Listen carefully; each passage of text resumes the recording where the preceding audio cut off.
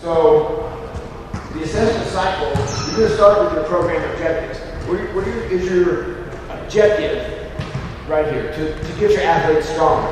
That's a good program objective. Okay? So now you're going to say, what do I want to do?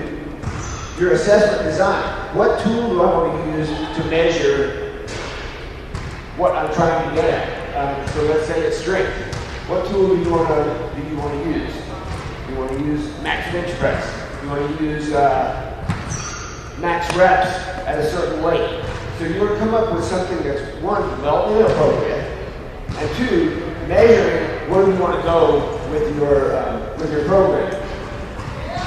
So you're going to have your athletes measure and keep up with their lifts. And we're lucky, we have a strength and conditioning coach, a lot of the college programs do, and they have a formula they can use to help their athletes move forward in their lifting so that their lifting is developing in the direction that they want to go. And they tell them how much each week, how much they can progress, how much they need to add, how many reps they need to be doing. Now you can do, a lot of the strength development we do is in the off season.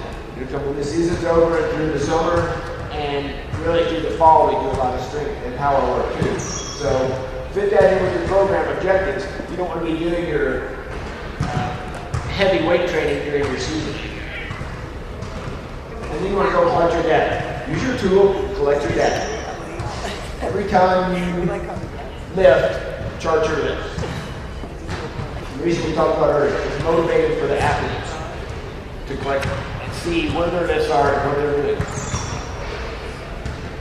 After you collect your data, analyze your data. You want to go back and look. Are we getting stronger in this one specific thing? Are we measuring what we want to measure, and is it actually working?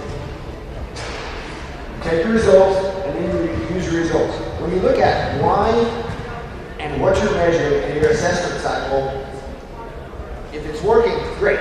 That gives you feedback, and you can continue to measure and evaluate what you're doing. What if it's not working? What if your athletes aren't getting stronger? Then you go back, as part of that assessment cycle, and you say, okay, why are they not getting stronger? One, is it a cognitive reason? And we're going to get into the theory behind this on the next slide. Is it cognitive? Do they know what they need to be doing? Do they know what they need to be doing? If not, then you have to find someone that can help you develop that particular goal.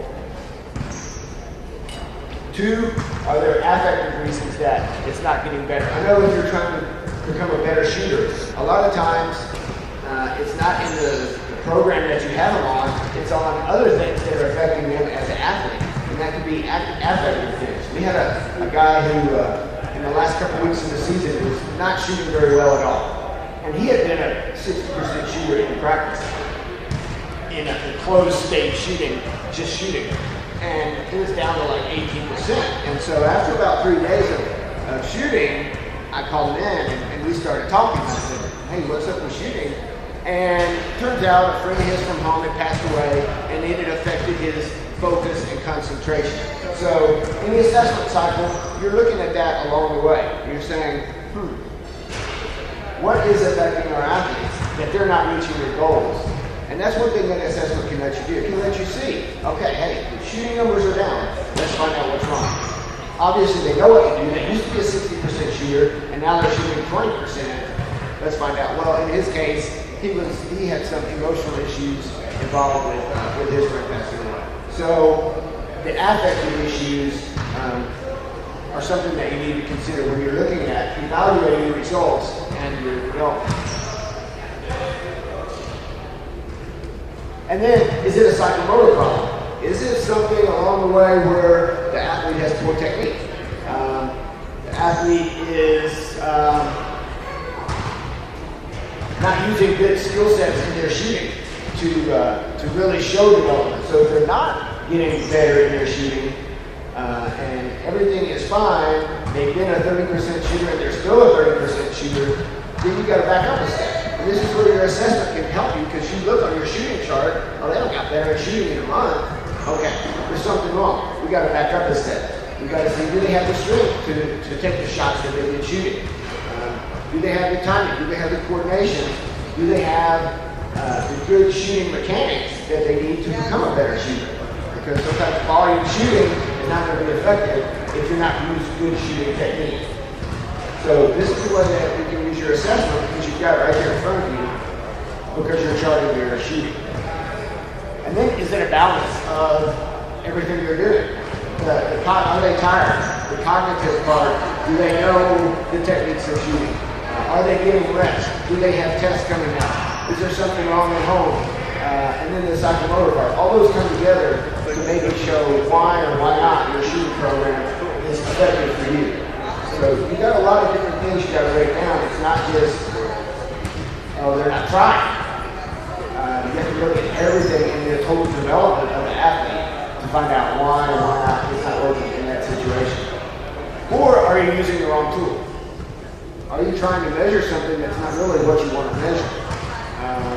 In game situations, maybe you say, oh, we got to get faster, and so you're going to use, you're going to have them in practice start doing suicides.